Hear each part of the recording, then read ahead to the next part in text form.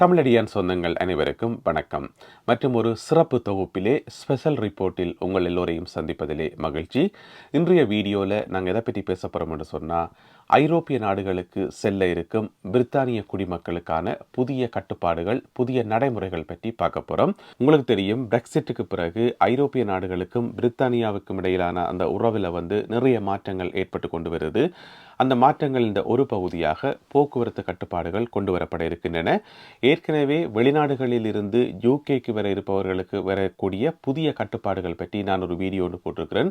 அந்த வீடியோவை இதுவரைக்கும் பார்க்காதவர்கள் கீழே டிஸ்கிரிப்ஷனில் லிங்க் இருக்குது, அதை மறக்காமல் பாருங்க. வெளிநாடுகளில் இருந்து, மிக குறிப்பாக ஐரோப்பிய நாடுகளில் இருந்து யூகேக்கு வர இருப்பவர்களுக்கான புதிய விசா நடைமுறைகள் பற்றி அந்த வீடியோவில் நான் எக்ஸ்பிளைன் பண்ணியிருக்கிறேன்.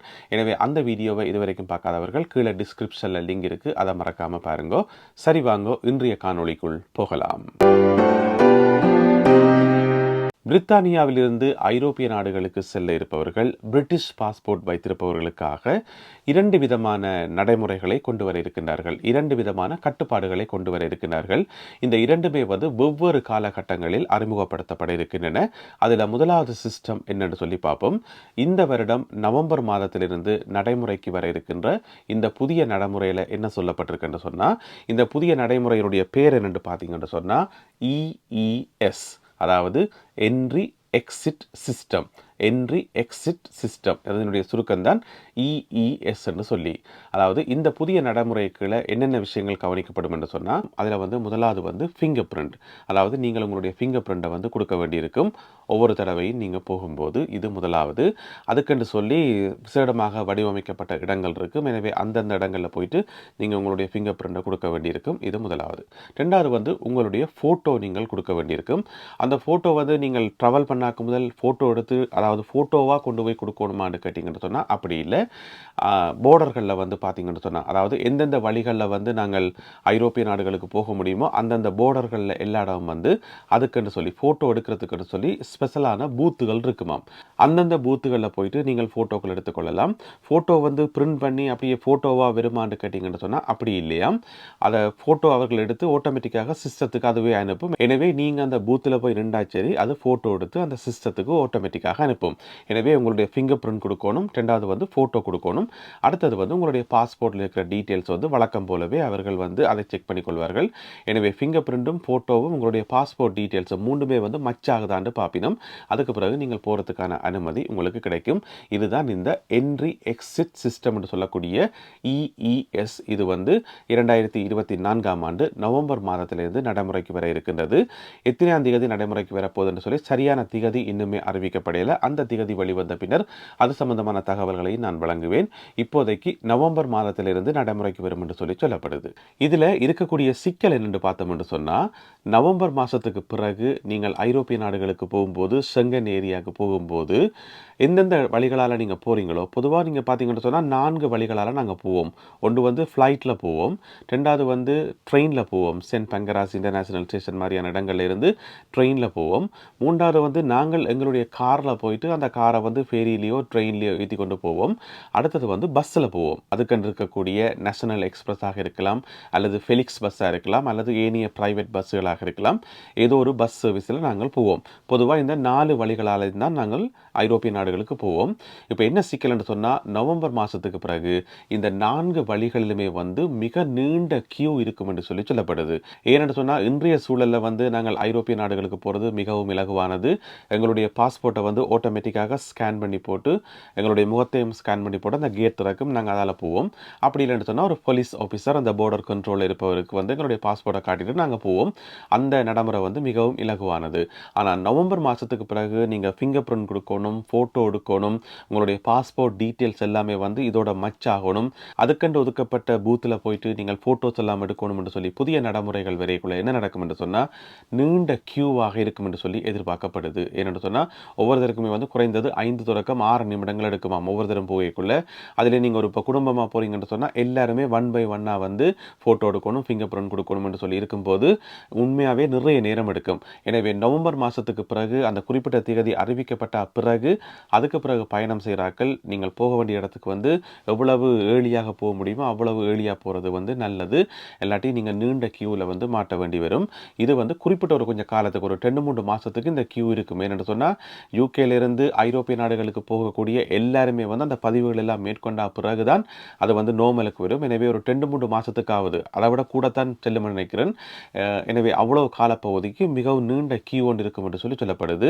ஒன்றுமே செய்ய முடியாத ஒரு புதிய சிஸ்டம் ஒன்றை மாற்றிக்குள்ள வந்து இப்படியான சில சிக்கல்களை நாங்கள் எதிர்கொள்ளத்தான் வேணும். அதே நேரம் இன்னும் ஒரு முக்கியமான விஷயத்தையும் நாங்கள் கவனிக்கணும். என்னென்னா இப்போ நாங்கள் எந்த வழியால் ஐரோப்பிய நாடுகளுக்கு போகிறோம். உதாரணமாக நாங்கள் ட்ரெயினில் போகிறோம்னு சொன்னால் இப்போ யூரோஸ்டாரினுடைய வெப்சைட்டில் போயிட்டு அதுக்கென்று சொல்லப்பட்டிருக்கிற நடைமுறைகளை வந்து நாங்கள் கவனமாக வாசிக்கணும். அல்லது நீங்கள் காரை கொண்டு போயிட்டு ஃபெரியில் போகிறீங்கன்னு சொன்னால் அந்த ஃபெரி சேவையை வழங்குகிற வெப்சைட் இருக்குன்னு தானே, அதில் போயிட்டு அவர்கள் என்ன சொல்லியிருக்கணும்ன்றதையும் நாங்கள் கவனமாக வாசிக்க வேண்டியிருக்கு. என்று சொன்னால் ஒவ்வொரு ட்ராவல் ஆப்பரேட்டர்ஸும் என்ன செய்யணும் என்று சொன்னால் தங்களுடைய கஸ்டமர்ஸ் வந்து நீண்ட கியூவில் நிற்கிறதையோ அலக்கழிகிறதையோ விரும்ப மாட்டினோம். எனவே அதுக்கென்று சொல்லி அவர்கள் சில நடைமுறைகளை பின்பற்றதுக்கான வாய்ப்புகள் இருக்குது. எனவே அவர்களுடைய வெப்சைட்டில் வந்து என்னென்ன விஷயங்கள் எல்லாம் சொல்லப்படும்ன்றதை பொறுத்து எந்த வழியால் போனால் நாங்கள் இலகுவாக போகலாம்ன்றதை நாங்கள் சூஸ் பண்ண முடியும். எனவே அது சம்பந்தமாக எந்த ஒரு தகவலும் இதுவரைக்கும் வெளிவரையில் நான் எல்லா இடமும் செக் பண்ணி பார்த்தேன். எந்த ஒரு தகவலும் இல்லை. அந்த தகவல்கள் எல்லாம் வந்த பிறகு நான் உங்களோட ஷேர் பண்ணி கொள்வேன். அதுக்கு பிறகு நாங்கள் தெரிவு செய்யலாம் எந்த வழியால் போனால் இலகுவாக கியூவை தவிர்த்து கொண்டு போகலாம் என்றதை நாங்கள் முடிவெடுக்கலாம். எனவே இதுதான் இந்த நவம்பர் மாதம் அறிமுகப்படுத்த இருக்கின்ற EES என்று சொல்லப்படுற இந்த என்ட்ரி எக்ஸிட் சிஸ்டத்தில் இருக்கிற நடைமுறைகள்.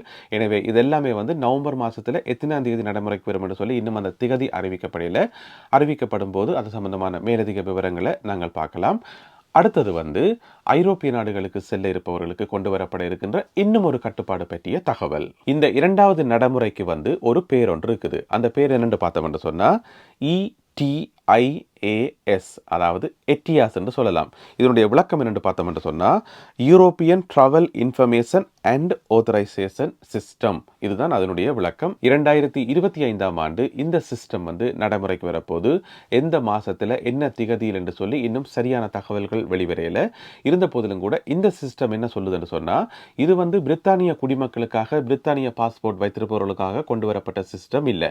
இது வந்து ஒட்டுமொத்தமாக உலகத்தினுடைய எந்த மூலையில இருந்தும் நீங்கள் ஐரோப்பிய நாடுகளுக்கு போறதாக இருந்தால் எல்லோருக்கும் பொதுவான ஒரு சிஸ்டம் தான் இந்த சிஸ்டம். எனவே இந்த சிஸ்டம் காரணமாக பிரித்தானிய குடிமக்களும் பாதிக்கப்படுவார்கள். எனவே அதை பற்றி நாங்கள் தெரிஞ்சு வச்சுக் கொள்றது அவசியமானது. இந்த எட்டியாஸ் சிஸ்டம் எதுக்குன்னு சொன்னா உங்களுக்கு தெரியும், இந்த ஷெங்கன் ஏரியான்றது மிகப்பெரிய ஏரியா. அதனுடைய எல்லைகளை பார்த்தீங்கன்னு சொன்னா மிக பரந்த ஒரு எல்லை. எனவே அந்த எல்லைகளை பாதுகாக்கிறதுக்காக கொண்டு வரப்பட்ட புதிய சிஸ்டம் தான் இந்த சிஸ்டம். ஏன்னு சொன்னா ஐரோப்பிய நாடுகள் எல்லாமே சேர்ந்து ஒரு முடிவு எடுத்திருக்குது. 2025ஆம் ஆண்டுக்கு பிறகு அதனுடைய எல்லைகளை வந்து மிகவும் பலப்படுத்தணும் என்று சொல்லி. அதுக்கு மிக முக்கியமான காரணம் சட்டவிரோதமான குடியேறிகள் மற்றும் கடத்தல்காரர்கள் மற்றும் சட்டவிரோதமான வேலைகள் செய்பவர்கள் போன்றவர்கள் இந்த ஷெங்கன் ஏரியாக்குள்ள வந்து நுழைய விடாமல் தடுக்கிறது தான் அதனுடைய அடிப்படை நோக்கம். எனவே அந்த அடிப்படையில் தான் வந்து இந்த எட்டியாஸ் சிஸ்டம் வந்து கொண்டு வரப்படுது. எனவே உலகத்தினுடைய எந்த நாட்டில் இருந்து நீங்க ஐரோப்பிய நாடுக்கு போறதாக இருந்தாலும் இந்த நடைமுறையை வந்து பின்பற்றணும். இந்த சிஸ்டத்தினுடைய அடிப்படையில் வந்து நாங்கள் ஃபோட்டோஸ், ஃபிங்கர் பிரிண்ட் மற்றது எங்களுடைய பாஸ்போர்ட்டினுடைய டீட்டெயில்ஸ் இது போன்ற அடிப்படை விஷயங்களோட சேர்த்து இன்னும் நிறைய தகவல்கள் கொடுக்கணும். இன்னும் நிறைய விஷயங்களை வந்து அவர்கள் வெரிஃபை பண்ணுவார்கள் என்று சொல்லப்படுது. அதோட இதுக்கு ஒரு கட்டணமும் இருக்குது. ஒவ்வொருத்தருக்கும் வந்து €7 அறவிடப்படும் என்று சொல்லப்படுது இந்த எட்டியாஸ் என்கிற சிஸ்டத்தில். இது வந்து 2025ஆம் ஆண்டு நடைமுறைக்கு வருது. எனவே 2 விதமான புதிய கட்டுப்பாடுகளை ஐரோப்பிய நாடுகள் கொண்டு வர இருக்குது. அதில் ஒன்று வந்து முதலாவது அது UK குடிமக்களுக்காக மட்டும் கொண்டு வரப்படுறது. அதுதான் என்ட்ரி எக்ஸிட் சிஸ்டம் EES. அது வந்து இந்த நவம்பர் மாதத்திலிருந்து நடைமுறைக்கு வருது. அதுக்கு பிறகு 2025ஆம் ஆண்டில் நான் சொன்ன இந்த எட்டியாஸ் எனப்படுகின்ற ETIAS சிஸ்டம் வந்து 2025ஆம் ஆண்டிலிருந்து நடைமுறைக்கு வர இருக்கிறது. எனவே ஒவ்வொரு நாடுகளும் ஒவ்வொரு தேசங்களும் வந்து தங்களுடைய எல்லைகளை வந்து மிகவும் பலப்படுத்தி கொண்டு வருவதையும் பாதுகாப்பு நடைமுறைகளை வந்து இறுக்கி கொண்டு வருவதையும் எங்களால் அவதானிக்கக்கூடியதாக இருக்கிறது. எனவே அந்தந்த தகவல்களை வந்து நாங்கள் சரியான முறையில் தெரிஞ்சு வச்சு கொண்டோம் என்று சொன்னால் எங்களுடைய பயண ஒழுங்குகள் வந்து சரியான முறையில் இருக்கும். எந்த விதமான தாமதமும் இல்லாமல் நாங்கள் சரியான முறையில் பயணம் செய்யறதுக்கு இது வாய்ப்பாக இருக்கும். எனவே இது சம்பந்தமாக இன்னும் இன்னும் நிறைய தகவல்கள் வர இருக்கின்றன. ஏனென்று சொன்னால் இது வந்து அடிப்படை தகவல்கள் மட்டும்தான். ஒவ்வொரு தகவலும் வரும்போது நான் உங்களோட அவற்றை மறக்காமல் பகிர்ந்து கொள்வேன். எனவே தொடர்ந்து தமிழடியான் UK தளத்துடன் இணைந்திருங்கள். இந்த வீடியோவில் சொல்லப்பட்ட விஷயங்களை உங்களுடைய உறவினர்களும் நண்பர்களும் தெரிஞ்சு கொள்ளணும் என்று சொன்னால் அவர்களுக்கும் இந்த வீடியோ வந்து அனுப்பிவிடுங்கோ. அதோட பிரித்தானியால இருந்து ஐரோப்பிய நாடுகளுக்கு அடிக்கடி பயணம் செய்பவர்களுக்கும் இந்த வீடியோவை அனுப்பிவிடுங்கோ. மீண்டும் மற்றும் ஒரு சிறப்பு தொகுப்பிலே உங்களை சந்திக்கின்றேன். அதுவரை நன்றி, வணக்கம்.